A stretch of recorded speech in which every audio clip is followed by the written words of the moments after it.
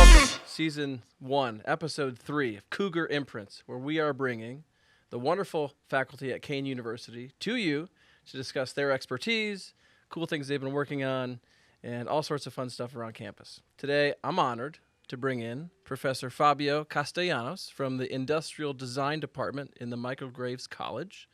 Welcome. Awesome. Cord in my way. As always, if you know me, we start with pleasantries. Happy spring. Happy vernal equinox. Oh, that's today. And it is today. I think 4 a.m. was the official changeover to spring. Okay. And we were talking before we officially started recording. Love the fit, as the kids say. Thank you very much. Yeah, it's great. It's a big philosophy of mine, and it especially relates to industrial design. Victor Papernick, famous industrial designer, said that there are few professions as harmful as industrial design. And it can be taken into so many different ways. But at the core of it, in my personal philosophy, there is so much stuff in the world. And part of my philosophy as an industrial designer is why do we create more things when there's so many good things out there? So the majority of the things I own, the things I buy, are things that I've given a second life to, things that have been thrifted. And it's not so much as collectibles or things, but there's so many beautiful objects that have already been created that still have a meaningful life given to them. So oftentimes I find that the things I wear fall under that category of weird because they might have been dated, maybe a couple years older than they should be, but they're here. I don't find it weird I think it's... I really do. I'm impressed. You're pulling it off nicely. Cool. Yeah, and the sock, we both have cool, fun socks on. I'm not sure the cameras will pick them up. Oh, okay. I'll stretch next time. Pleasantries. Housekeeping is next. Is there anything on campus or in your department you'd like to plug? Things you're working on, students you want to celebrate? Potentially, we have a program in Rome right now. Oh, yeah. So we're doing the study abroad in Rome. They just won a collaboration. So it was an internal competition / collaboration with TVS. They're an Italian cookware company. Okay. And one of our students was selected to win. So most likely during May, second week of May, is New York Design Week. We'll present that project in ICFF, the International Contemporary Furniture Fair. Oh, very cool. So we just got that news this week, so that was pretty cool. Awesome. The fair is in Italy? No, the Design Week Fair is here in New York at the Javits Center. Okay. Last year we did participate in New York Milan Design Week in Milan, Italy. Fantastic. I was here working on ICFF, so I didn't get a chance to enjoy. But maybe next year. Maybe next year. And I'm taking a study abroad group to Italy in May. I was wondering if maybe our trips were coordinated, but we won't be at the same time. We will be mostly in Florence, but spending some time in Pisa, Lucca, Cinque Terre. Oh, cool. Yeah, bouncing around Tuscany. Yeah. No Venice? Yeah. No, it's hard, right? There's so many things to see. You can't see it all. I mean, when you're traveling with a group of that size, as it's being more stationary is better than trying to do too much. Although, where's the sweet spot? I'm not sure. Venice is oftentimes on my agenda for this type of trip, but this time it didn't. Cool. Is this your first included? My first one here. Yeah. Cool. First awesome. one. I've done study abroad as a student. I have planned out this program for quite a while, and have a lot of building excitement with the students and myself to get I'm this. excited. I'll probably ask some moving. questions. I want to plan a travel learn for spring of next year. So Some logistical for sure. questions. Do you have a spot in mind? Either Denmark or Italy. Oh, great. Yeah. Both could be pretty good. The purpose of my course is not dissimilar from what you do, I think. I mean, we're studying how art, architecture, and aesthetics communicate political rhetoric or are used as like media for political messaging, right? And how that messaging shifts and shapes over time from context to context. And so we're looking at, pieces of architecture, kind of aesthetic spaces, and artwork to see how they were primary political media. For that. It is great for that. Medici. You know the story arc. Yeah. But I've always thought it'd be great to pair the program with architecture, art, industrial design fields for students or bringing in more students doing similar things, but maybe from different perspectives. Yeah. So I think we should converse I after think this if you need episode. bodies, let me know. We can fill that trip up. Great. Well, and if you need a program, right? Yeah, We can help each other. Yeah. Sounds good. I'm down. Awesome. Yeah. So, Professor Castellanos, you're here. You're helping run the industrial design department. It's not very large, right? Give us a sense of what industrial design is. I have a background where I've known people who are in it, but I think it's a field where maybe it's a little foreign. So Yeah. could you help us get a sense of what it is you do? Yeah. So from my information about you, you come from the Midwest. Midwest is a big hub for industrial design. It is. Traditionally, a lot of American manufacturing has been based over there, and where there's manufacturing, there needs to be designers to design the things that need to be made. So it's cool. A lot of my colleagues come from like Ohio State or CCS. So Yeah, in Detroit. Detroit shout out. there we go. Yeah. Sweet. So industrial design is a newer discipline. Newer, and maybe it's less than 100 years old traditionally. And what it is it's the design of the objects and the things and the experiences that we interact with on a daily basis. Previously, it was defined as just product design, just designing the objects we interact with. But as our world has morphed and transitioned into non-physical interactions, digital experiences, it's branched out and gone into that. Typically, industrial design falls into a lot of the professional education categories, so it's treated more as a professional practice or a trade. Yep. Our terminal degrees, usually like a master's or a MDes. Sure. That's usually the case.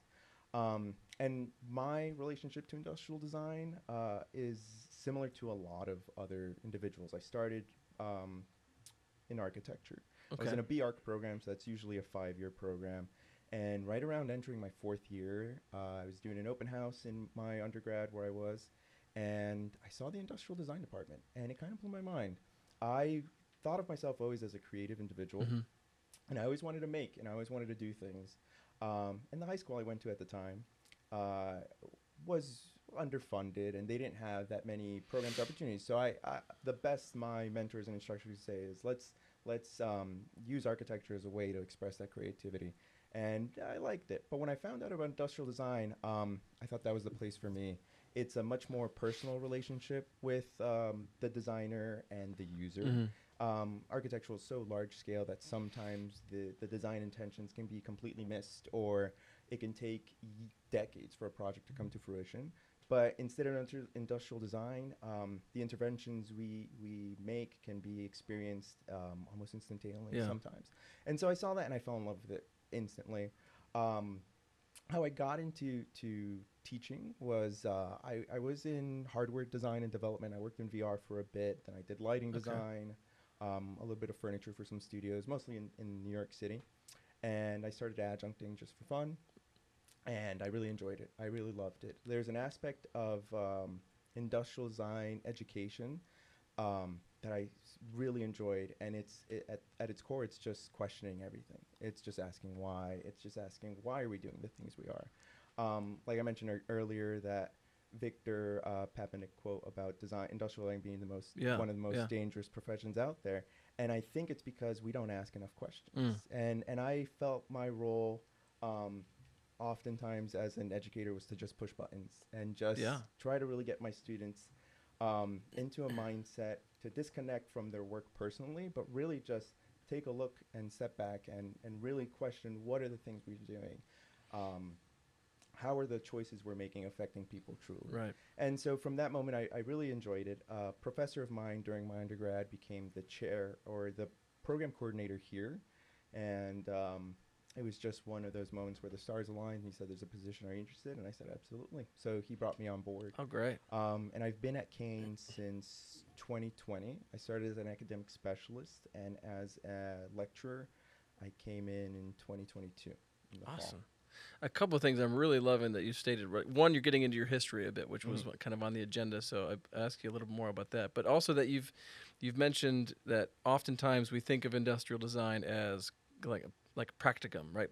Like field of practice. And yet you're getting into the philosophical reasons why you got into this field, right? That questioning everything. Like, why do we always make new when we have so many things that are already of good value here that we can repurpose potentially? So if you could trace back your history a little bit further, like how did you get into, like how did you become creative, as you're kind of self-describing, and how did that passion lead you to this field, and what triggered you to want to always ask questions instead of defaulting to, I think would probably be easier, of just, this is the norm, this is what people do, I'm just going to follow the pattern? Yeah, absolutely.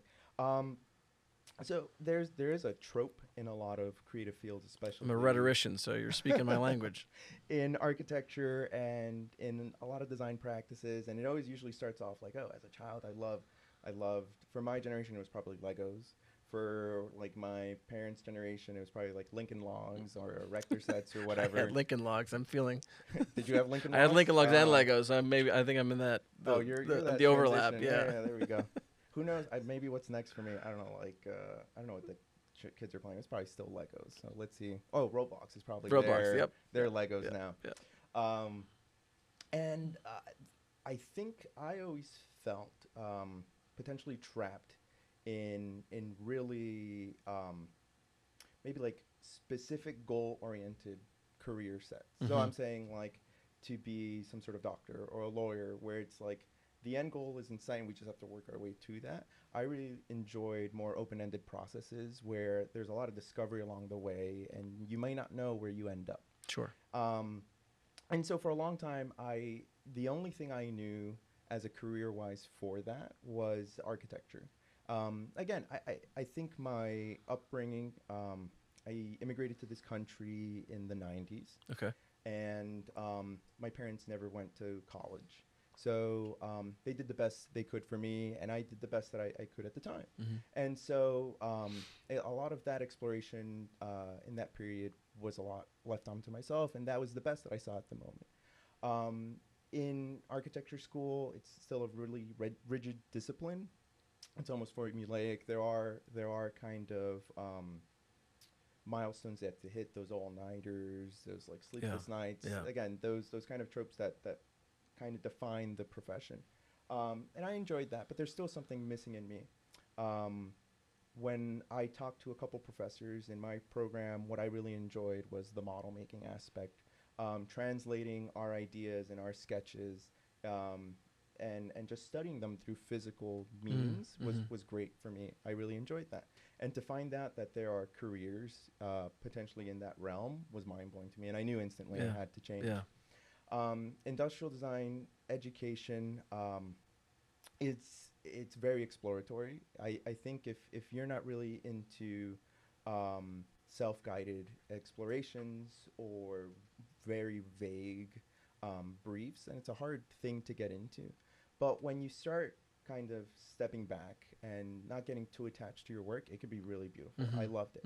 I had really great mentors in undergrad, really great professors that at the time frustrated me. They really pissed me off and like not getting me the answers I wanted. But it was really almost getting me to be able to think beyond that end result and to really understand that the process, the iterative exploration is the meat of our profession, and that's where the magic happens. Yeah. Not so much that final answer. And so that's why I really love industrial design. It could change from day to day. It can be, the projects can change, the ways we explore our ideas can change. And that's something I really try and push as an educator here. We have technical classes, we have drawing classes, we have 3D modeling classes, we have classes that teach you how to build things, right? But my particular classes that I enjoy the most are more in-depth studios. Those programs where we might be thinking about larger problems, larger issues. And I think that's where those moments where students come out and say like, oh, wow, I did not expect that at all. Yeah. And where they really surprise themselves, that's where I feel that magic of industrial design. I'm in an interpretive world also, not a very different space, but as a rhetorician, interpreting artifacts and texts. And what the audience currently can't see is we're surrounded by a lot of my students who are helping with this production.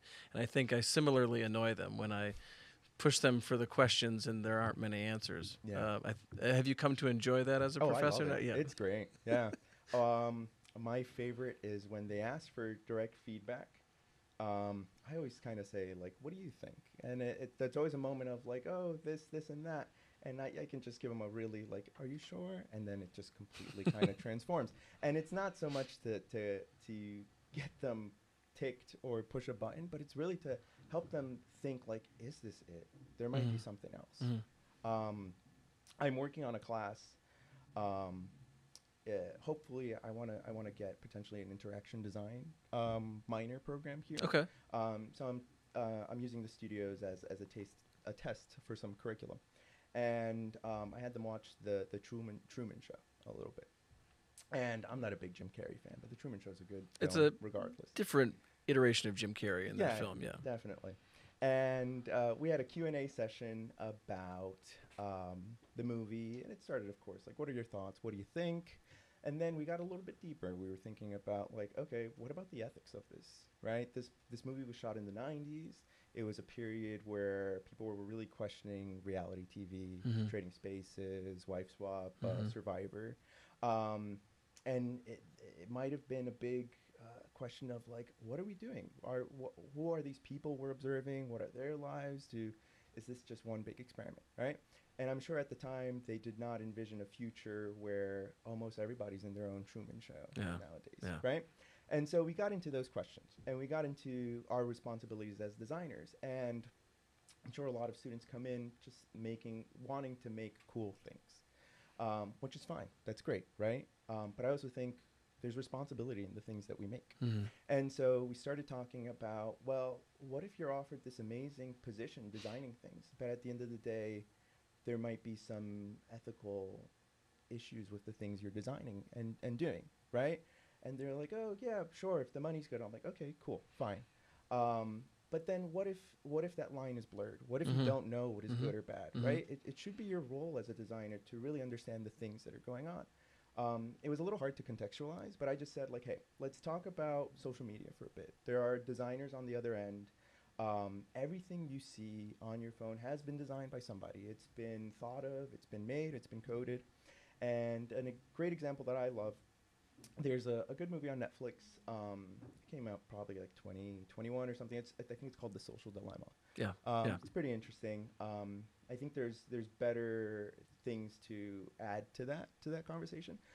But the simple idea of the like button, right? There's a great portion where they interview the designer who came up with the idea of the like button, right? It wasn't really a thing. You could just post things onto MySpace. You could comment. You could reblog, whatever. And I love the MySpace throwback, by the way. Oh, yeah. Anybody got a MySpace, you could still add me. It's up there. That's great. I think my top 8 has not changed since 2000. It's still, I know that it's still out there. Okay. And it's actually younger than Facebook. People think that Facebook's newer, but MySpace is actually high five. I really use it. So bands used to post free music and you could download on MySpace. That's really what I used it for, was getting the new free music from the bands I was following. I think Arctic Monkeys were discovered, the Strokes potentially on MySpace. Sorry, I didn't mean to derail. I like this. And so the like button, it's been made, and they interviewed the designer, and the case for the like button was, he said, I just wanted people to feel good about the things they posted, right? About how you could do something and somebody in a way can say, like, wow, you go. And it was a very honest and genuine expression of, I want to create something that I think will be good. But we could see and understand how that's been manipulated and abstracted to the point of the social media we have now, that it's a big those genuine interactions have been diluted so much that almost everything posted has been curated to feed that like button need, right? And once we talked about this, a lot of students were like, oh, I didn't think about it like that. And I'm like, that's the moment, and right? That's when we really have to think about the decisions we make and the implications of our work in the world. And the research coming out, at least in my field, on social media addiction, and how those we're kind of craving those likes. This is an ethical dilemma, no doubt. Yeah. If you're ever trying to build out a class in ethics in your department, teaching media communication ethics is one of my favorite classes, and so I'd love to help out on that front. That sounds great. That's really where you can make the students squirm when you present these ethical dilemmas and say, what would you do? Yeah, yeah, definitely. I enjoy that. So, like I said, industrial design is it's usually treated as a professional practice program, and I've seen my role here expand upon that to add that element of questioning, of creating those designers that are not just doers but thinkers. And so it's been great. I've slowly seen that, and students coming out of the program here are expanding on that. We had a student recently just graduate from the Royal College of Art in London, which is one of the top art universities in the world. Wow. And his work's been phenomenal. So those small changes are what keeps me going here as well. That's great. Yeah. One more tidbit from your, not tidbit, actually pretty large detail from your life that we haven't touched on yet. You emigrated from, is it Colombia? Yeah. That's correct. Colombia. So, and you are how old? 32. 32. Okay. 32. How does that shift? How did that inform your... just who I am. Yeah. Yeah. And your kind of, as you think about like space and place and design coming from, going from one culture to another. Yeah, definitely. So I think the easiest way to answer the design portion of it is that I think it gives me a great lens to look at things. Design education, like I said, history is usually written by the winners, right? So a lot of design education is geared towards creating designers that work for big firms, that work for manufacturing, that work to make things that we interact with in every day, right? But from my view, my perspective, and I just think my upbringing, it really helps to just look past that and look at design through a non-Western lens oftentimes. Yeah. In design education, there's always this emphasis on studying the Bauhaus movement, minimalism, which is fine, and it's great. We understand form, we understand proportion, but it completely eliminates that there's an enormous world full of great design and explorations that are valuable as well. And I think my background helps with that so much. My travels back home, my travels to South America, I get to experience and really understand and sympathize with the decisions they make, because I get it at a core level, and that also informs my design as well. And industrial design, probably early 2000s, became even more international with more manufacturing and fabrication overseas. So that helps a lot to understand that cultural exchange and create even better ideas to sell on a global market when we talk about traditional industrial design. As far as my upbringing personally, I think it's shaped me to sympathize or relate to a lot of the students we have here at Kean. I love Kean. I love the diverse student body. I was a first-generation college student. When we first came to this country, we were undocumented for almost a decade, for a bit. And that's a unique struggle in itself. It's a unique situation. I think my family never made that part a huge part of our identity. It was almost like it's something we'll overcome, and it was awesome and it was great. It wasn't really until I got to college that I understood, whoa, I come from a completely different place. Speaking to peers or even now other professionals, like, yeah, I remember taking like a 3D drafting class in high school. I'm like, whoa, you had like art classes in high school? I just had my like pass the math test class. And so it wasn't later on that I realized that how much our different experience morph us and help us become who we are. So I think those experience in my life, being first gen, immigrating here, not going into industrial design from a different background, all of these help me become a better designer and a better instructor. Yeah. You to get back to I wasn't asking your age now. The age you emigrated, which now I'm realizing you didn't emigrate when you were. Oh, no, move past. I came yesterday. No, it was 97, so I was probably six years old, 6, 7. Okay. So I mean, personally, I'm pretty American. Yeah. Let's go. My favorite food's a hot dog. So. Someone asked me the other day, what's my favorite thing to just consume my body weight in, and it's Detroit Coney dogs, which cool. Do you like a Detroit slice? Of pizza? Yeah. Oh yeah, I love Detroit style pizza. This Yeah. might be controversial, but I think it's the best pizza. We are close to a lot of love of pizza, but Okay. I agree. Okay. Cool. Yeah. Yeah. I A New York agree. slice is okay, but Yeah, that like Detroit. Yeah, Hardy after it's, functioned in automobile manufacturing plants, right? The yeah, history of the definitely. they're using the actual pan from the auto Yeah. plants. Yeah. Is a Little Caesars a good representative of a Detroit pizza? No, Little Caesars is not good Detroit style pizza. You'd have to get like Buddy's. Buddy's is the traditional local brand in Detroit. It's Okay. kind of become bigger than itself in some Okay. ways, but I hope so. I'd yeah, like to see that yeah, here.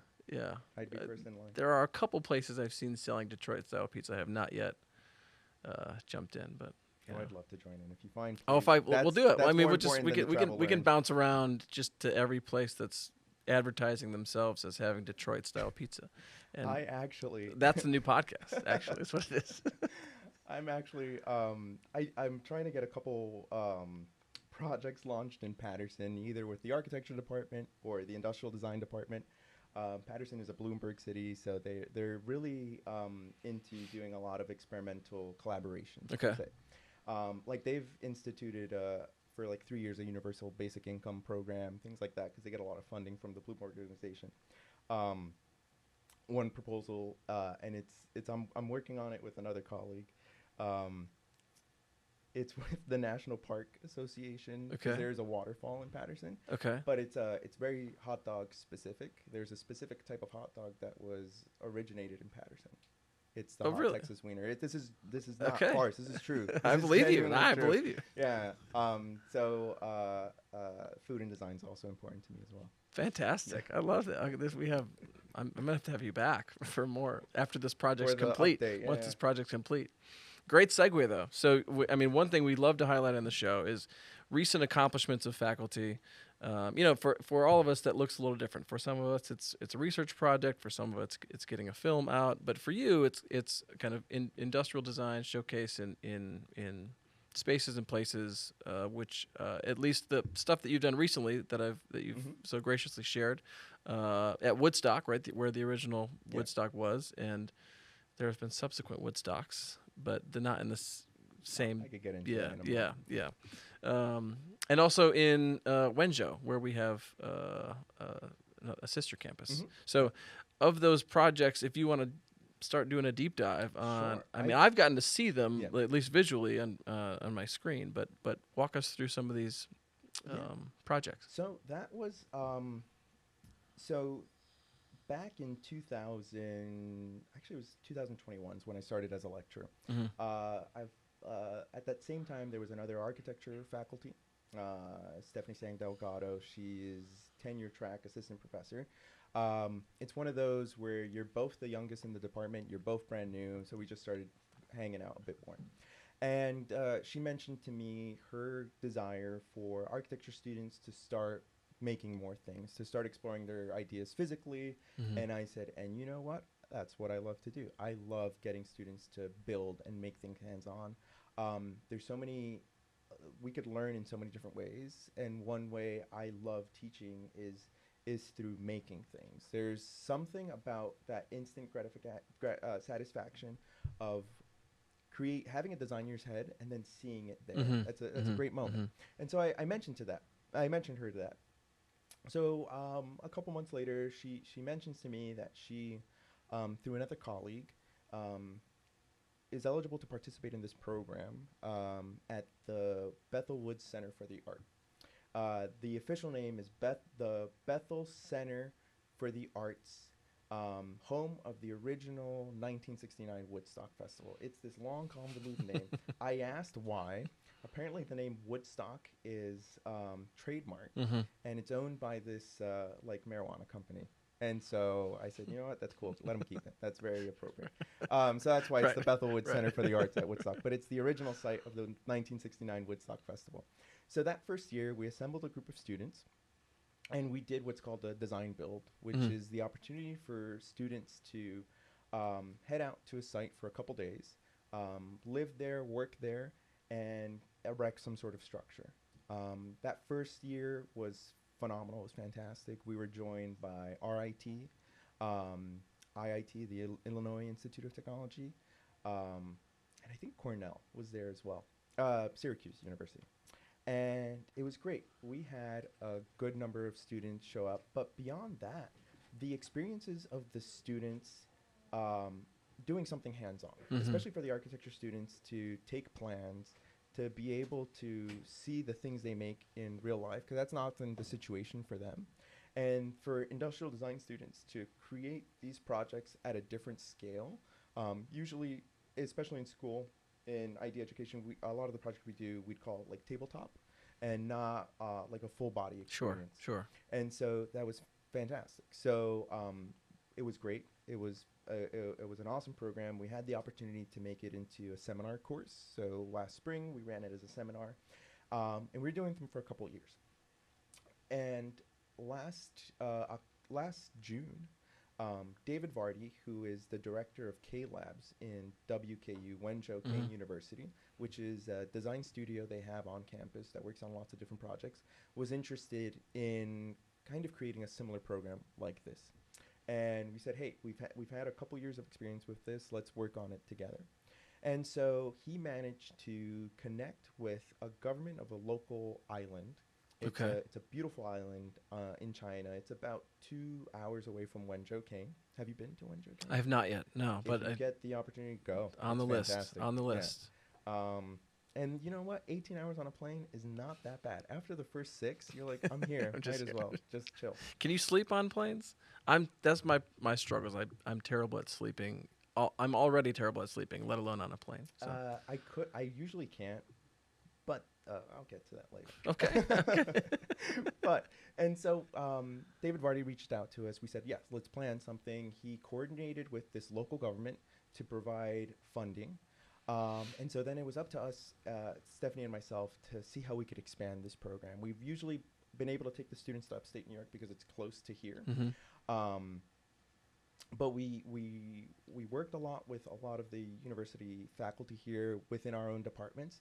And beyond our wildest expectations, we were able to secure funding to send 11 students. That's fantastic. And 3 faculty. That's to China. fantastic.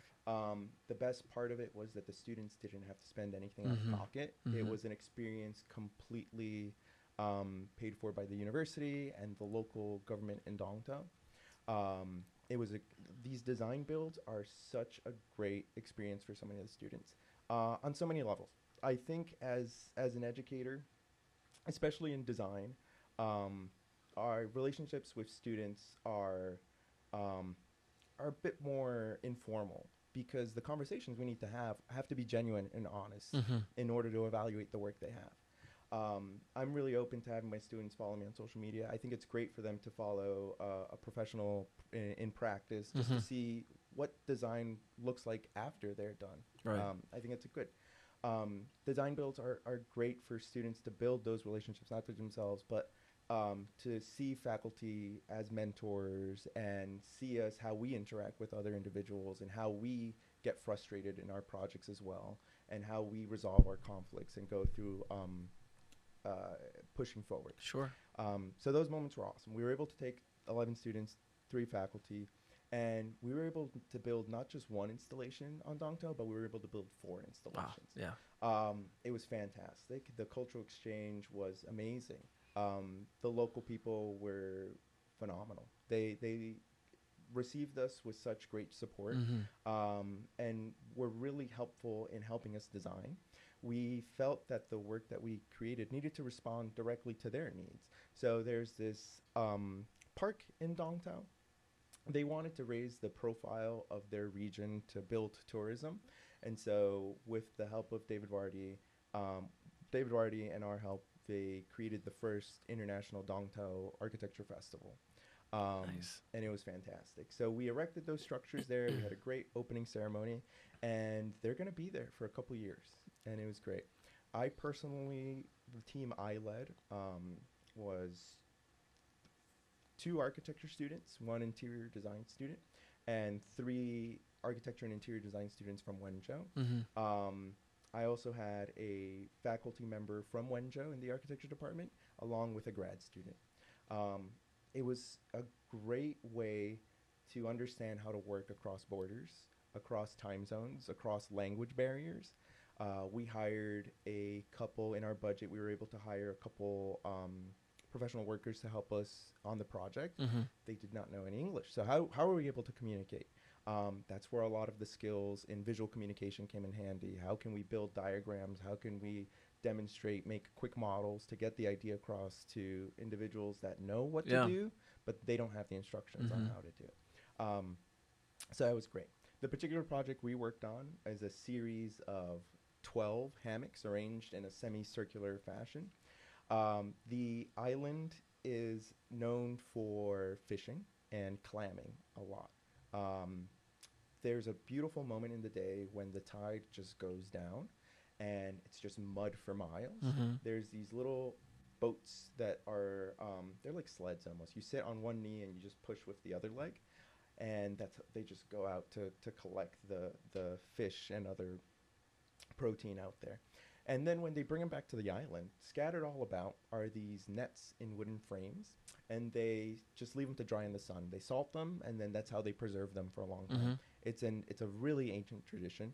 The village we stayed in is hundreds of years old, which is relatively unique in China. China has a really long history, but because of the Cultural Revolution, a lot of their history has been adopted or changed, and because of the boom of construction, it's mostly new things. So seeing an antique village like that was awesome. So around the island are scattered these drying fish nets for the people to preserve.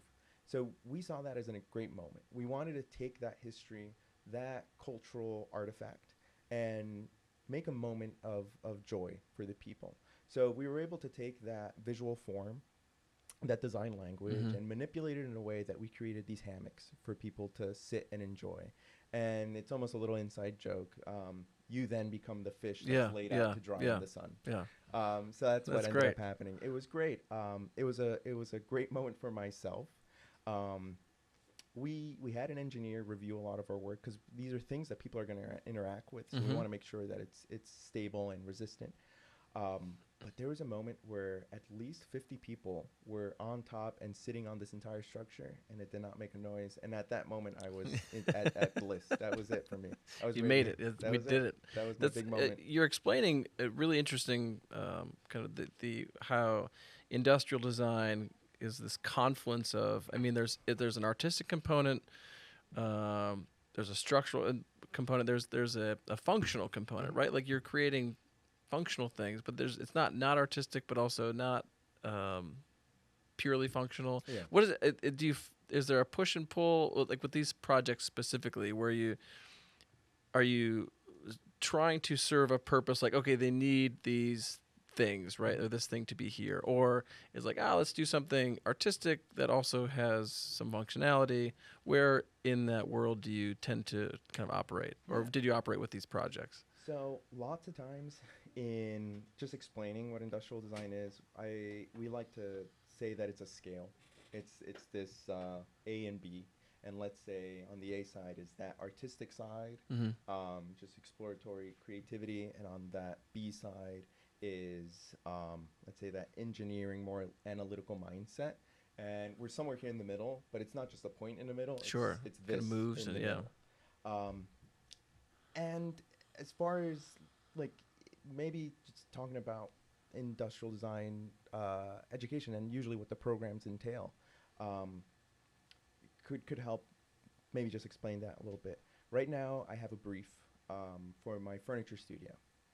And you heard me mention earlier that we have so much stuff in the world. We have so much things.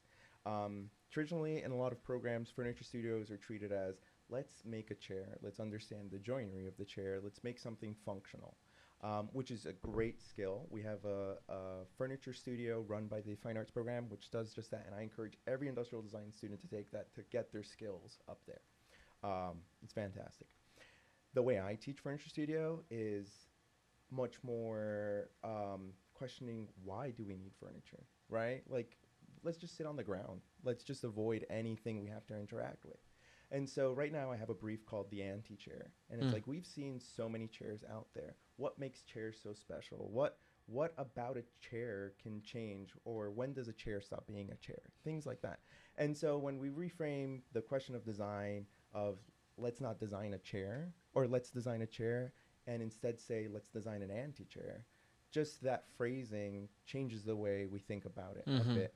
And so now, right now, I have a couple students working on some really interesting projects. Two that I think are interesting are more about chairs and the idea that a lot of times it's about isolation. It's about I just Oh need this yeah, space for yeah, myself. yeah, So they're trying to counteract that by creating non-traditional chairs that encourage some sort of yeah. interaction and kind of push towards those ideas. I have one student that he really likes the idea, and his one of his moments that he loves the most is when he goes on the subway and it's a really crowded train, and he's hanging onto that Mm-hmm. bar, and he just locks eyes with somebody. And he says it's weird, like locking eyes with somebody is weird to begin with, but for that for that half a second, you're really connected to that person. And how can we bring that Yeah. experience into a different setting and a different scenario? And like in industrial design, there's a lot of there's a school of thought where it's like there's so much exploratory things that never come to fruition. But to me, a lot of times in these explorations of not knowing the goal or just nothingness, we get some really cool products or Mm-hmm. experiences that we could see in life ourselves. I'm again rhetorician here, and you're speaking some of my language, and I had not ever thought about what a chair can communicate, but it does. It communicates isolation. That's and how can we Hmm. reframe that in our minds to think about things differently? That's really I'm wholly fascinated. Yeah. So that's what I love about design. Um, a couple years ago, the UN set out, I believe it was 20 goals that we Yeah. needed to meet for, I think 2050, something like that, for a sustainable future. And I thought those goals were fantastic. I think though I saw those as opportunities to design for. Mm-hmm. So for one studio, it was, hey, let's pick a goal, and they're huge concepts. They're really to pin them down as singular solutions is unfair to the problem itself. It's not that; it's an entire system. But for the students, it's a great way to get them to think about issues beyond themselves, maybe Yeah. things that don't fit them. Um, from that collection, one that I thought was powerful was I had a student, and it was about education, and particularly women's education in countries where there might not be that much equity or solutions to serve women with the same education Yeah. as men. And so she was thinking about potentially creating a system of objects that are traditionally associated with the realm of women, like household goods or things like that. Taking those objects and systems and creating a curriculum to educate using those same things. And I thought it was really clever in a way where we can take the familiar objects we have Mm-hmm. and use them for a completely different intention. So I thought that was great. But to me, that's what industrial design Yeah. should be: taking a look and trying to answer the real problems in our Yeah. lives. Making money's fine. I like making money. It's cool. Yeah. That's why I have a Yeah. job. Yeah. But I think at the same time, as designers, we have a big responsibility in the things we do. I love it. Now Hmm. the design builds that you've talked about in Bethel. I'm not going to remember the whole name. Bethel Woods is good. Bethel Woods and Wenjo, not or an Hmm. island off the coast of Wenjo. Um, these were something you've done these in the last couple of Hmm. years. What is next for you? In are there more planned design builds Yeah. with students? So we're exploring design builds beyond those two. And now that we have this portfolio of work, it's easier for us to get funding, to get partners. But two that we have pretty much in the books. We have another one for the Bethel Woods Center for the Arts at Okay. the original site of the 1969 Woodstock Festival. That's in the fall. And like I said, these experiences to me are potentially life changing for the students. They get to go, and I'll tell you about last year. It's it's an amazing experience. We get to stay in these amazing glamping tents that for music festivals they pay thousands of dollars to rent, Mm-hmm. and Mm-hmm. we're there. The students get to interact with other peers from different institutions. Last year we were joined by Princeton, Cornell, RIT, IIT, Arizona State University, Okay. and ourselves. Um, It's And it good was company. yeah, and it's great for the students to see those dynamics from institutions we traditionally think as Ivy League or really held at a higher prestige, and it also helps them to understand like, hey, the work they're doing is just as good as the work I'm doing, Yeah. right? It helps them contextualize where they are on their spectrum. But beyond that, it's a great experience for them. Usually with design builds, there's a big element of cultural exchange and bonding. Mm-hmm. And at Bethel Woods, we have a lecture series where professors come in and just kind of share their work, but also share just part of their methodology and their practice. Last Sure. year, we had Mitch Goldstein. He's a professor at RIT, and he wrote a phenomenal book. It's called How to Be a Design Student and How to Teach Them. And it was a great talk for all of us there, just to realize that it's a back and forth relationship. We kind of depend on each other for Mm-hmm. success. Mm-hmm. So there's that lecture series, and there's also a lot of time for release and recreation. Last year we got a chance. We saw Megadeth because Oh. it's a live concert. So we saw Megadeth. Great. I think a couple years ago we saw 5 Seconds of Summer. So they Okay. always get us tickets to stuff. So we're gonna go again this fall. But we are planning to propose a larger scale exhibit that's a more permanent installation. Okay. We usually run these design builds as a charrette, so it's mostly faculty design, but the students are also involved. So we want them to take ownership in what we Sure. build. Sure. But if we go for the larger installation, it'll most likely be based on faculty research. Okay. So we have that, and then next year, we plan on doing the larger the WKU style build where we flew students out there again next year, but this time in the United States at Kean Union. So we're trying to source a partner location and get the logistics to start the ball rolling to bring WKU students and faculty over here. It's been well received at the university, and it's been an effort that I'm trying to push more to emphasize that interdisciplinary collaborative relationship between WKU and ourselves over here. And could see your work on display, y'all's work on display actually here. locally. We can That'd be invite everybody fantastic. here, Yeah. I mean, so you've graciously sent me the sites where I can view some of these design builds. If those watching or listening wanted to access your work, whether it's the furniture or the design builds you've talked about, where would they go? How would they get a closer look into that's a Professor tough one. Castellanos' You go on google.com stuff? and you type in Fabio Castellanos. No, I think the best part to see my everyday life here at Kean and my work, I have a terrible relationship to LinkedIn. I think it's one of the worst social medias out there. It's purely driven by advancing oneself, and there's a lot of false interactions between people. Even that idea, there was a designer that designed that button that said, "Wow, good job," and you just have to click it. Like I can't even take the time to say, "Wow, good job." So I barely interact on LinkedIn. Actually, I don't do it to any professional friends, but friends from high school, I actively mess around with them on LinkedIn. And they always say, "Fabio, please, that's my boss is on here." And I said, "Whatever, dude. If they are gonna get mad at you over a LinkedIn post, are they really your friend?" I'm on some social media platforms for academic-facing work, and I have been very resistant to LinkedIn. I'm not on it because of the things you're describing. It feels so pasty. Transactionary. Yeah. But no, I think my Instagram, Fabio_Andres, is a good source to see my work here at Kean, to see a lot of my research and explorations. And the Michael Graves College website's a good resource. Okay. Yeah. michaelgravescollege.com is the university. That's easy. And we'll get website. It's right there on the screen. Y'all can see it right here. Yeah. Perfect. Great. Sweet. Awesome. I've loved this conversation. I mean, I'm It's been fascinated great. by the work, and I'm really appreciative that you came here to chat with us about it and again broadcast to the Kean community and beyond the great stuff that our faculty are doing. So Thank you. thanks for being a part of it. No, Any I- final things to plug or chat or mention? Yeah. No, this has been great. I think it's we spoke earlier off screen. I think it's important to emphasize that research looks different depending on your discipline, right?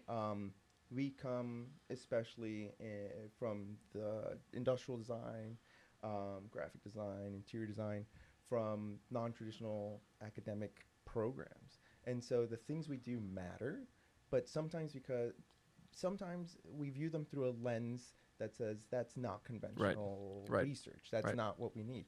But in fact, it is. So thank you for helping me, bringing me on here to highlight some of that work. I mean, I'm adamant supporter of academic work.